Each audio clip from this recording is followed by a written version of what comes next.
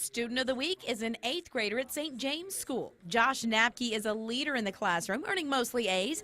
He's also involved in several sports teams, but Josh has type 1 diabetes. So he's trying to make a difference and helps out with the Juvenile Diabetes Research Foundation. It means a lot because I would want a lot of people like me to find the cure.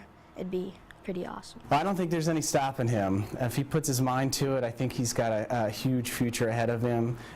It'll be interesting to see where he goes with it, but he definitely has the capability to go far. Congratulations, Josh. You're our Student of the Week.